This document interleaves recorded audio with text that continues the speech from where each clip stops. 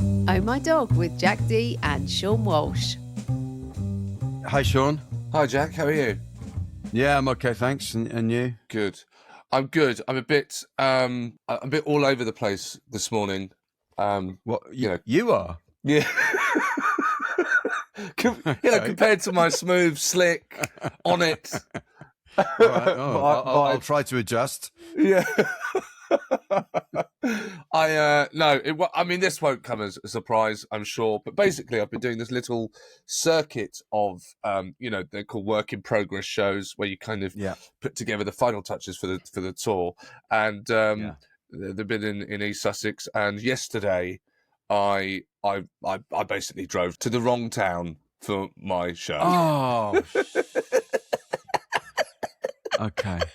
You've done this before, though, haven't you? You've got previous. A couple of times, yeah.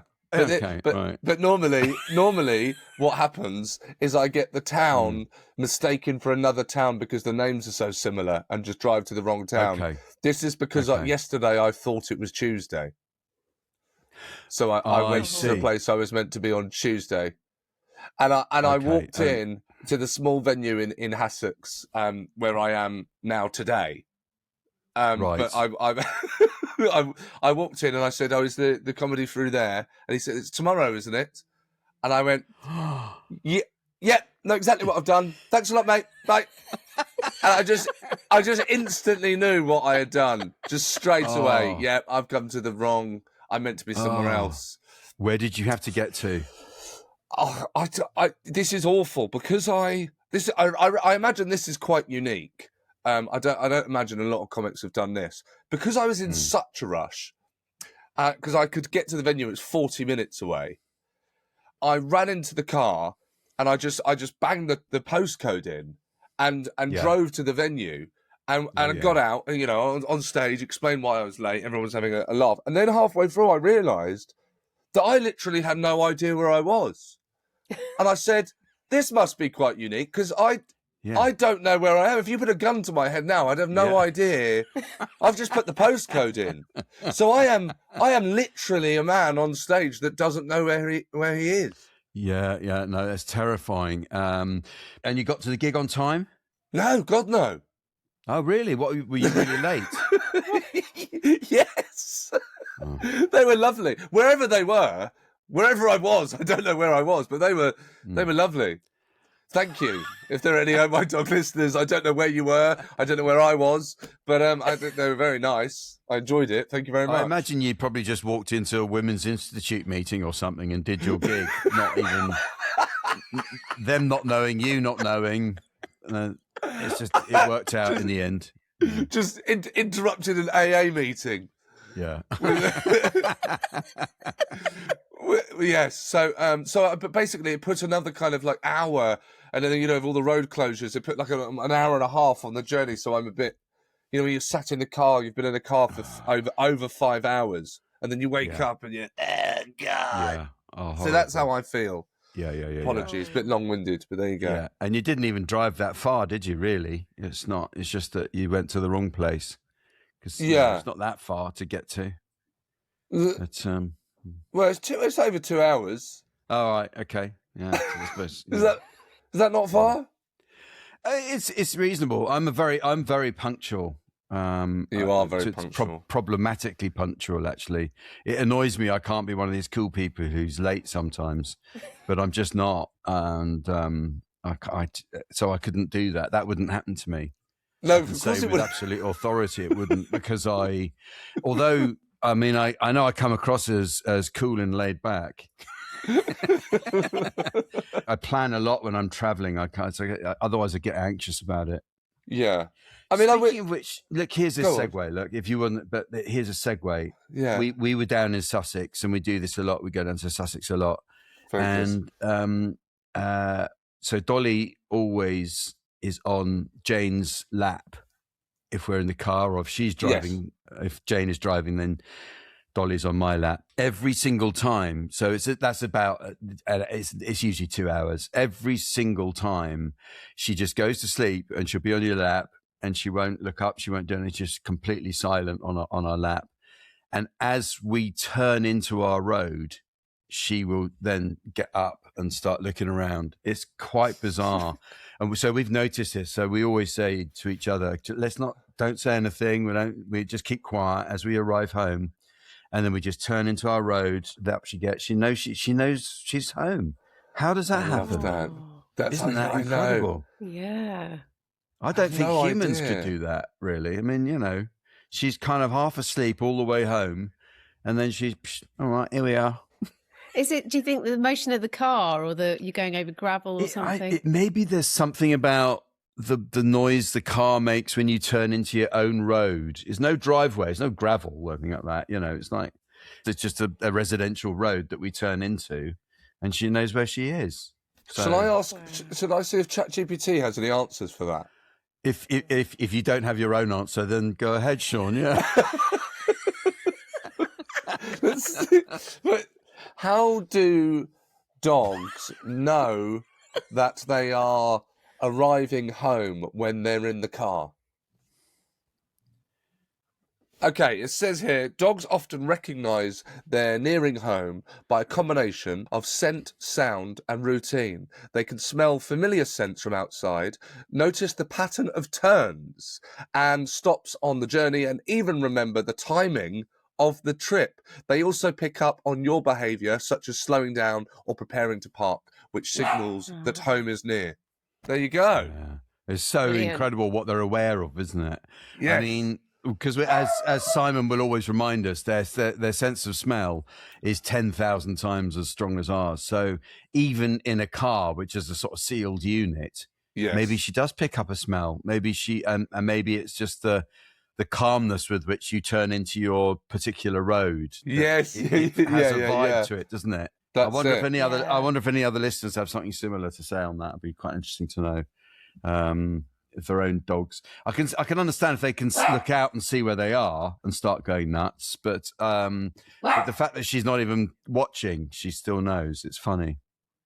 We're just going to ignore that Juniper's barking. I'm trying to mute my mic. Like the pros that we are. Sara's now muting her mic. Perhaps she knows there's somebody at the door. Yes, I mean, there isn't, but she thinks there is. Well, I know. We've established that. Now, this isn't our first episode back this year, of course, but I did forget in the last episode to do a New Year's joke.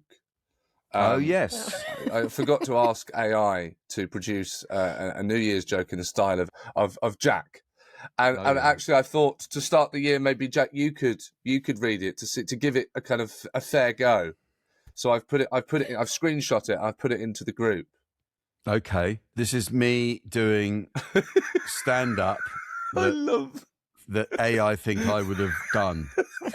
And I haven't read this yet, so I'm going to read it cold. I made a New Year's resolution to be more optimistic. It's going terribly, but at least I expected that. Okay. I mean, that's not a bad little twist. It's not too bad. I think that's the best one yet. It's the kind of thing I think of in the car and think, and then think, I can't be bothered with that. It's just, I'm not doing that. I think AI needs to up its game a bit. It's just a sentence. Yeah. How does it think it's a joke?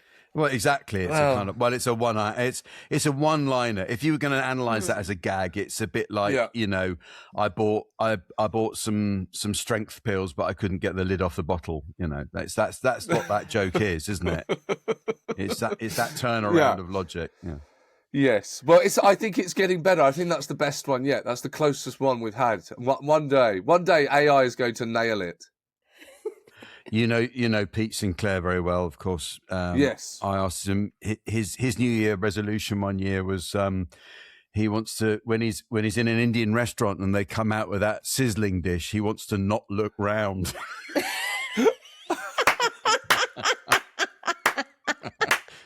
That's superb. Yeah. That's an ambition. Yeah.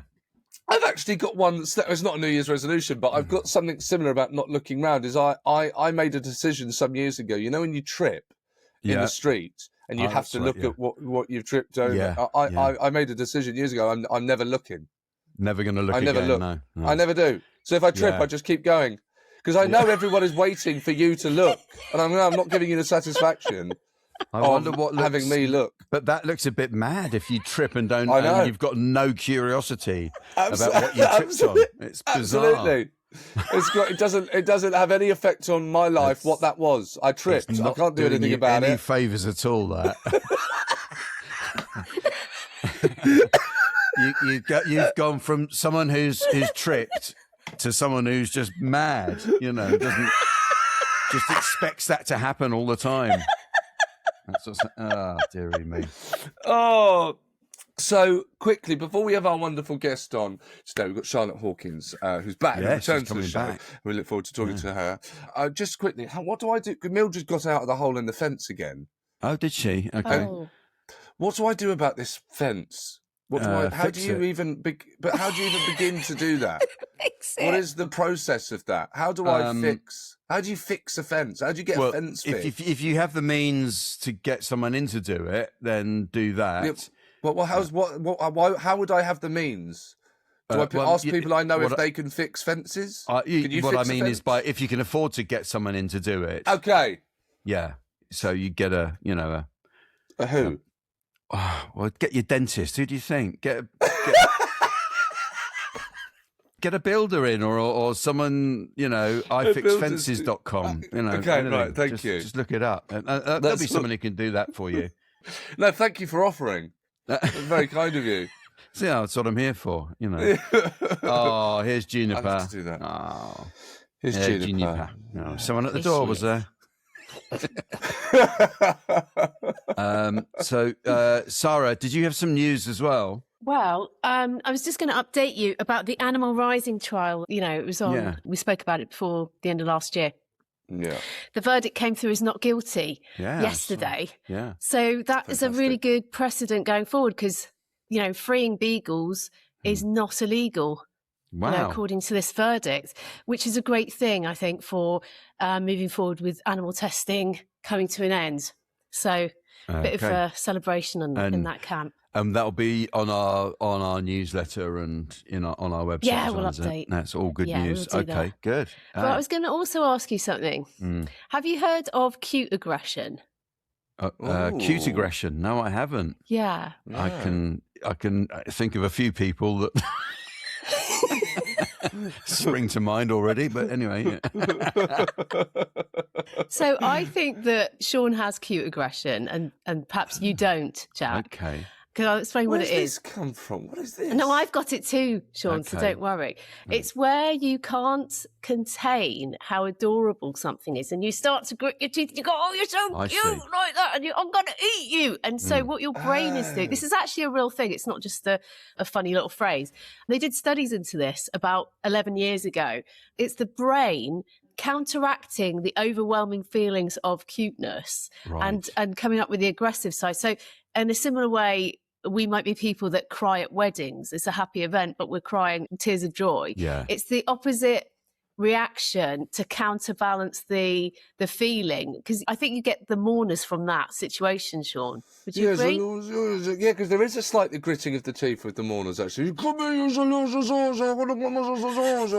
Yeah, there's a sense that you're diffusing that overwhelming sense of love through through a different channel. Interesting. Yeah. I think, Jack, you do have that, don't you? Perhaps not quite so much as you have had, but I think with no, I don't think I do with Dolly really so much, because she's just I just talk to her the whole time, so it's. And she just makes me laugh so much. She's so funny, and she has this thing we've talked about where she wants little treats in the evening when we've sat down to watch telly. So every 5 or 10 minutes, this goes on. It'll happen 3 or 4 times. You have to get up and follow her. But the deal is we try and make her go out. But she knows that, so she will follow me into the kitchen. And if I try to get behind her, she won't have that, because she knows I'm going to usher her out. And then if I try and scoop down and pick her up, she will just reverse. She'll literally walk backwards so I can't reach her. So it's just like, no, you've got it wrong. I want a treat. I don't want to go out. And it just makes me laugh so much. And I'm sure she's laughing doing it as well. Yes. So it's not quite cute aggression, but that's interesting. I'd never heard that term before. No. Where did you pick that up, Sara? I've been seeing it quite a lot lately, and I thought, let me dive into this a bit deeper and find out what it is. And it is a real psychological thing. Yeah, I definitely do have it with Juniper at times. I do get overwhelmed with her and go, oh, I love you so much. Yeah. But do you think that's possibly a function of having a pet, is that they soak up the kind of excess love you might have for your children, for instance? So it would be unhealthy if you were that obsessed with your children. It wouldn't be good 100%. For them, would it? So you've got your little dog to do that with, and then you can go on with being an effective parent with your child. Not that you don't adore your children, but I think that's part of what happens. Yeah, definitely. It's a place for it to go, isn't it? Yeah, a place for it to go. I've noticed that recently, in the last kind of few months, I've noticed that Mildred. I'm putting this on Mildred, but I think she just enjoys it sometimes. When I'm stroking her, we're watching television. That if I just talk to her, quite normally. She seems to it seems to make her really kind of tranquil and cozy. Maybe I'm clearly boring her. Keep talking, Seann. Yeah, exactly. Yeah. Can you imagine if you had a dog that would laugh if it was a funny joke? You could be, that would be brilliant. You could tell it a joke and see if it works. Oh, I'd love that. So sweet. Ian, what about this one I'm going to try tonight? What do you think about this one? Yeah, I think that's a good one. Yeah. Well, we're very happy to welcome back Charlotte Hawkins. Yes. When Charlotte last joined us, she didn't have a dog because she was still grieving the loss of her beloved Bailey. And we did ask her at the time to come back and talk to us when she's decided the time is right. And that moment has arrived, hasn't it? Yeah, it's fantastic. It has. Here she is. Hi. Hey, Charlotte. Good to see you. Good to see you. Thanks for coming back on. Sure. We're very excited that you have some news. Yes. I've got a new addition to the family called Moose. Brilliant. Oh, congratulations. Fantastic. How old is Moose now? So Moose is 3 months old. He's keeping us busy. He's a little rescue puppy from the Dogs Trust. And we just completely fell in love. And I know last time we spoke, I'd lost my dog Bailey. Yeah. And it took me so long to get over that, actually. And I think when you've got that dog that you really love, they're such a cherished member of the family, it really hurts to lose them. And I kind of just didn't want to have that whole feeling like we were replacing her. Yeah. But we always knew that we wanted another dog in our life. And sometimes I think you've just got to wait for the right time, for the right dog to come along. It's a bit crazy. I'd forgotten just how crazy it is having a puppy, though. It takes over your whole life. But crazy in a fun way, so that's good. Just talk us through the process. You say you went to the Dog Trust. So did you go along and you knew they had the puppies? What was the deal? No, so I'm an ambassador for the Dogs Trust, so I do quite a lot of stuff for them anyway. I kind of go along to visit the rehoming centres. I'd always been keeping an eye on, what dogs they have in, and I'd filled out an application form. And so basically you fill out the application form, you write all about sort of, your home life, the kind of dog that you're looking for, and then they match you up with suitable dogs and, will make suggestions as to what dogs they think will work for you. So we didn't really necessarily have a set dog in mind. We just wanted to find the right one for us. So we'd done a few visits to the Dogs Trust in Harefield, and I'd taken my daughter along because we wanted sort of a younger dog that she could help train, that it was important for her to be part of that process. And one of the first ones we met was a really small, crazy one that she was just absolutely terrified of. It was sort of, chewing her shoes, her hair, her arms, her anything. It was basically... it was a very feisty puppy, and we thought, no, we don't think that one's for us. And then we went to meet Moose, who at the time was called Donkey, believe it or not. He was one of the Shrek puppies. So they called this litter of 7 puppies after the Shrek characters. And he was the smallest of the litter. Yeah, and he got Donkey. Much as we loved the name Donkey, I couldn't quite imagine myself in the park shouting Donkey at full. So you wisely opted for Moose instead. Moose instead. So instead of that, I'll be standing in the park shouting Moose.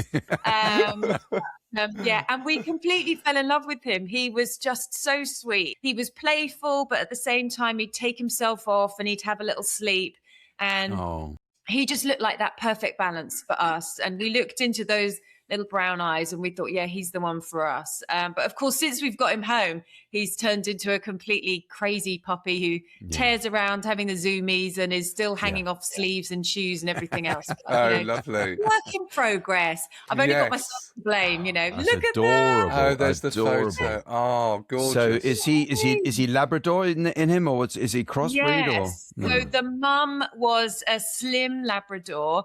She's still looking for a home, actually. She's absolutely beautiful. She's like a golden lab called Seann, and she was really gentle.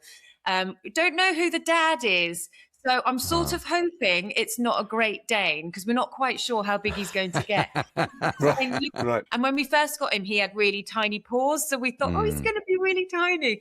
But turns out the paws grow as well. So I think he might be quite a sizable dog. But, we'll make it work. So Is 3 months the age where you can start taking him out into the park and meeting other dogs, or is he past that point? So no, we've been taking him out, but he's sort of in intensive training at the moment. So I was sort of doing some training with him in the back garden, and I thought I was doing quite well. And then I took him to a puppy class, and he needs a lot more work, as it turns out. Because I think the thing is, though, although when you call him in the back garden, he'll come straight away and he's really excited because there's nothing else around. But as soon as you take him somewhere else with distractions, he's like, oh, I'm not going back to her. I'm off having fun over here. So I've got to work on that consistency. So as you know, I do this dog training podcast. Sorry to talk about another podcast. No, that's fine. That's all right. We'll cut it. Called Leaps and Hounds. It is with the Dogs Trust. So I speak to a dog behaviour expert. And she kind of goes through all those sort of training issues that people might have, whether it's barking, jumping up, aggression, whatever it is. So I thought, I reckon I'm in quite a good position to be able to do the dog training here. But turns out when it's your own dog, I think like when it's your own child, either you're just kind of either sort of too overindulgent or they stress you out and you're saying, why aren't you listening to me? Which obviously, is not recommended in dog behaviour training sessions because the dog's just like, what's she talking about? I don't get what she's yelling about. So I think we'll be doing another episode with, puppy training, how to introduce a new dog into your family. So we'll be getting some tips on that because I think, there are kind of some key things when you get a puppy that you don't want to make the mistakes early on because that's when they get those behaviours set for life and then you're really in trouble. So it's quite good to set those in stone early. I imagine that I've made most of those mistakes. What are they so I can tick them off? Well, just things like sleeping. So we're doing crate training with him. So he goes in a crate and puppies sleep a lot more than, they sleep like 18 to 20 hours a day. And I wanted to kind of let him out and play with him a lot more. And I just thought, he'll be amongst us and around us. But actually, you need to put them away in the crate because if you're not watching them like a hawk, they are chewing, electrical cables. They're chewing your sofa. They're chewing your coffee table. They're chewing themselves, everything in sight. So if you're not there to supervise that, you kind of need to tuck them away. And also, they don't necessarily stop. They don't necessarily kind of go, oh, I need to sleep now. I'll just lay down on this bed that you've got for me. Unless you pop them in the crate and then they think, oh, I'm a bit bored. All right, I'll have a sleep. Then they don't always sort of put themselves to sleep. So it is important that they get a lot of rest so that they don't get overtired. And then that's when they tend to chew you or anything else. So, it's kind of a learning curve at the same time, even though we had Bailey from 4 months old as well. So I sort of thought I'd remember all of that. But, you know, I think when you've then had a dog and it grows into an older dog and it's very much more chilled out, you forget the crazy bonkers puppy stage where they just don't listen at all. And you're like, you know how to sit. When you say Moose, sit. And he knows how to do it. And then sometimes he looks at you going, what is she? I don't know. Yeah. What does that mean? I can't remember. Yeah. Well, the thing is with our dogs, you know, we go through that process maybe every 10, 12 or 15 years, don't we? You know, you have a dog, it grows up and that's the cycle of it. So there's no reason why you should bring your expertise from the last time you did it. Of course, you have to sort of learn it again with your dog. But I think you've done yourself a lot of favors by starting with a crate. I know, Sara, you did that with Juniper, didn't you? And on Simon's advice, and it does sound like a pretty good idea, actually. The crate training, really good. I think it's good to have that little separation as well, because especially when they're puppies, you feel that urge to be with them all the time, and you know, make sure they're okay, and it just forces that little bit of separation so that you can know they're okay when they're on their own as well, and they're quite safe in the crate. Oh yeah. Yeah, no, that's a good point actually about the independence, because you don't want them to be too reliant on you being around the whole time, because then they get separation anxiety. And, you know, a lot of people found that in lockdown, didn't they? They were there with their dogs the whole time. And then when they went back to the office, the dogs kind of sat there going, well, where's everybody gone? You know, I had everyone around me and now they've all left me. Velcro dogs, they're called, Charlotte. Yeah. Velcro dogs, yeah. So have you heard that one? But that's what Simon told us last week. It sounds great. So is all the dog caring down to you, Charlotte, or is it being shared around? No, it is a team effort. Yeah, we're all kind of chipping in. So because I'm quite a strict dog mum, so the dog is not allowed upstairs, not allowed in beds, not allowed on sofas, you know. So the only issue was when he first arrived in the house, I was worried about the fact that, you know, we were just popping him in the crate and I didn't want him to be upset overnight. So we had to sleep on the lounge floor. Oh, wow. Oh, it was like the first week. And the thing is, though, I did it with my daughter the first couple of nights and it was an amazing adventure. And she thought it was the thing ever. She was like, this is great. We're having a sleepover with Moose, you know. It was really good fun. And then I had to go back to work. So obviously I get up at 2:45 in the morning. It would just not work at all for me to be trying to sleep on the lounge floor. So then I said to my husband, okay, you're going to have to take over sleeping on the lounge floor to keep Moose company, just in case he needs a wee in the middle of the night. Yes. You don't want to wait until you kind of need to get there before they cry, because otherwise they get used to the fact that, I'm just going to cry. And then people come and give me attention. And so it's this sort of process to the toilet training at the same time. Anyway, once we got over that, getting no sleep at all because we were looking after the dog overnight, he does now sleep through the night, which is great. So we take him out to just before bedtime. And then he will wait until 7 o'clock. So it was kind of worth that hard work. But when you're sleeping on the floor to keep the puppy company, you know, you do kind of get to a stage where you your choices. Well, it is funny, but it's a kind of logical solution, isn't it? If you don't want your dog upstairs or in the bedroom with you, and but they're very, you know, they're a little insecure and they're puppies. It's just you get, you know, for a few nights just to get them used to being in a new place to sleep down there. I think that's really sweet. It's a nice thing you've done there. You know, he was at the Dogs Trust. He had all his brothers and sisters around him. He had a lot of staff around him the whole time. He was getting really amazing care. And he had all, you know, his siblings there. And then all of a sudden he's like, you know, wrenched away from there. And although we were giving as much love as possible, he's then there on his own for a few hours, isn't he? So I sort of thought I kind of need to ease him in gently. But obviously it did mean a bit of a lack of sleep for a certain amount of time. But it was worth it. Have you been using those mats? I remember now you have the mats, and they have to go to the toilet on the mat, and then you kind of edge the mat closer and closer to the back door, and then eventually outside. Yeah. So the funny thing is, I stocked up, and I got like 100 of those puppy mats because I thought I am definitely going to need a whole load of those puppy mats. And he took one look at the puppy mats. He was like, I don't know what this is. Yeah, he had no idea that he was supposed to go to the loo on that. So I just took him outside, and then you have a code word for wee, and you have a code word for poo. So every time he goes outside and he goes for a wee, I say, whiz whiz, good boy, that's whiz whiz, good boy. And then when he does the poo, I say, good boy, be quick. And then I just kept going out and I kept doing that every time. And now we go outside and I say to him, go for a whiz whiz. And he will, don't say it too loud because he's around the corner. I don't want him to start weeing.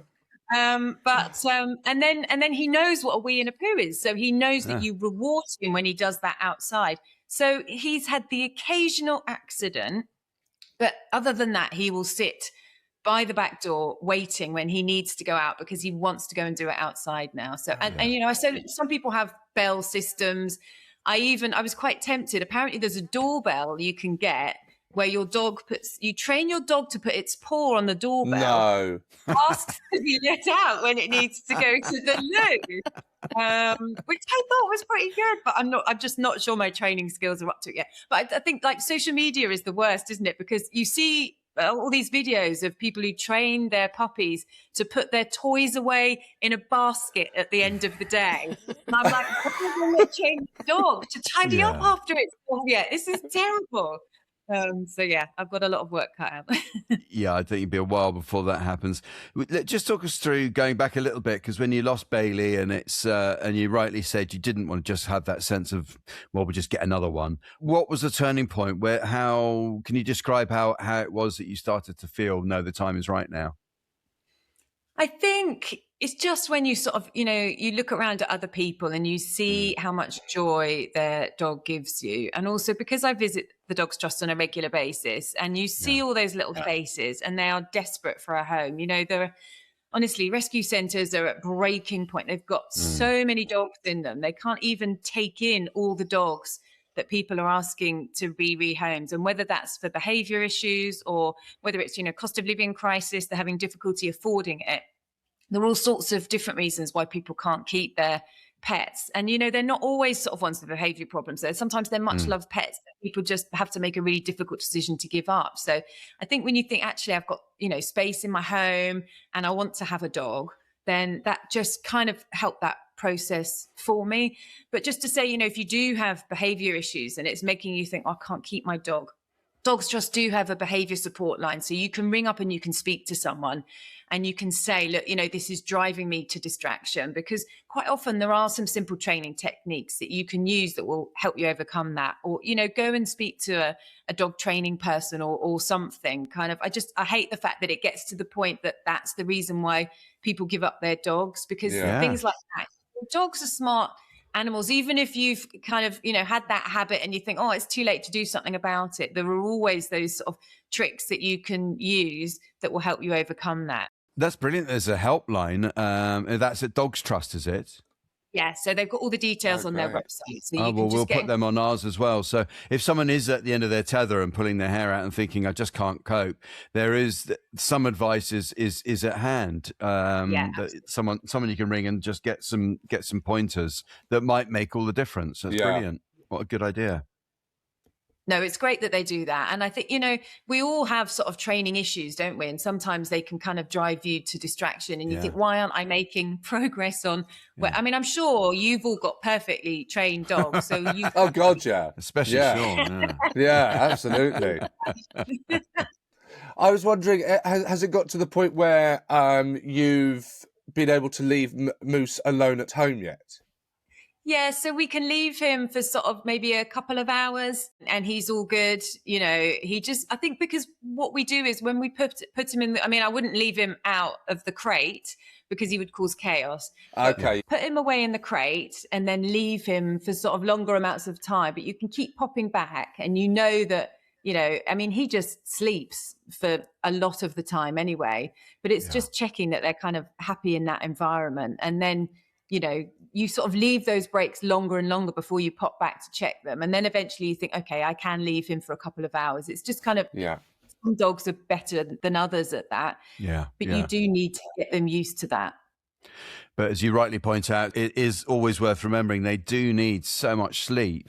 And of course, they're not going to figure that out for themselves. So as you've done, you've said to them, "Come on, have a sleep now, sit in your crate," and then he'll just sort of take it easy, because a dog that doesn't have enough sleep is going to be problematic anyway. They really do need so much sleep.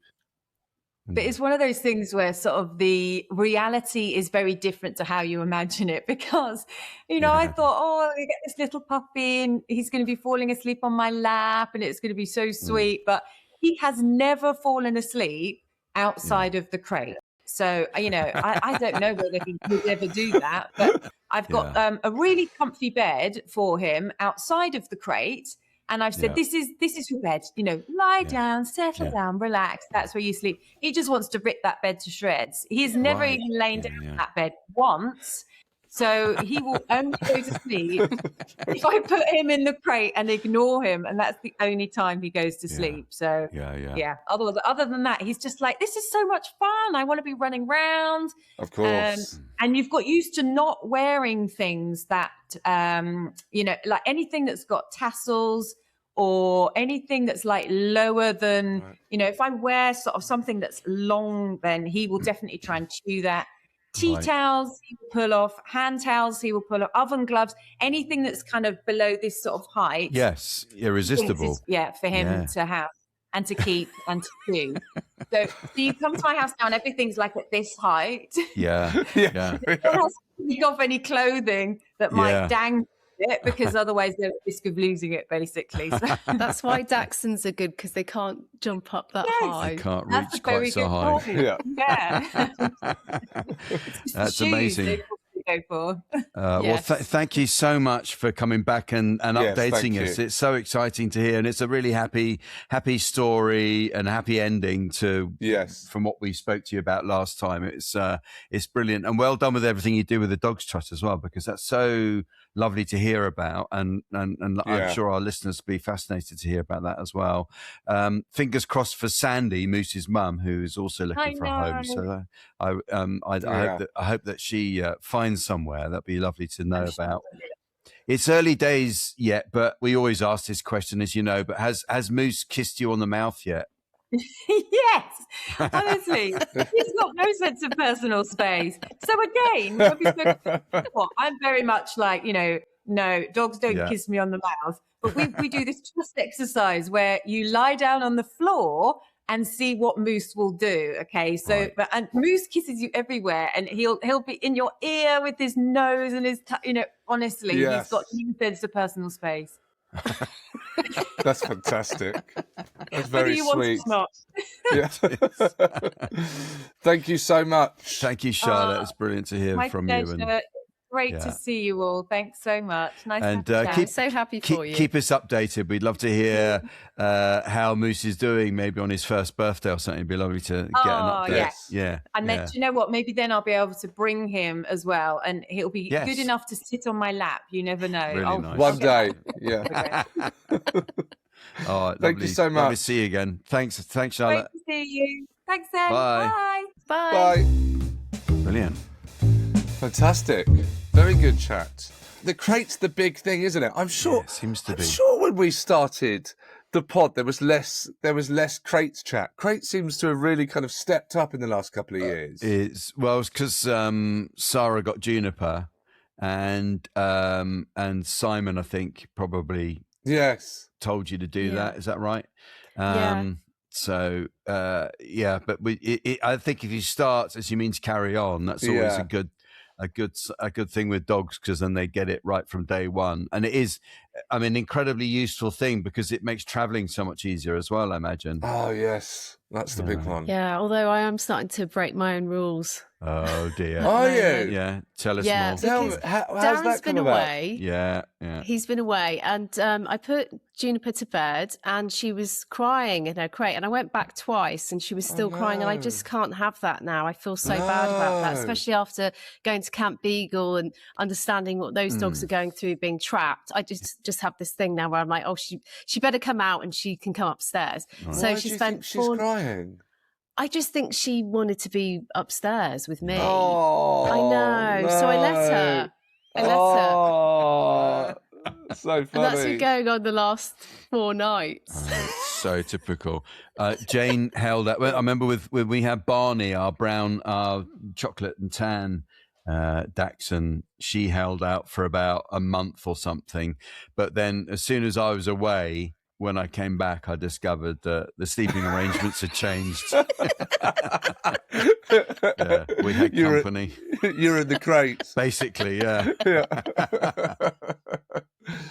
Well, that's fantastic. Thank you for listening to Oh My Dog. As always, we hope you enjoyed the insights from our insights from the dog world. I don't think that many of the insights were from us, but we got some good ones from Charlotte anyway, didn't we?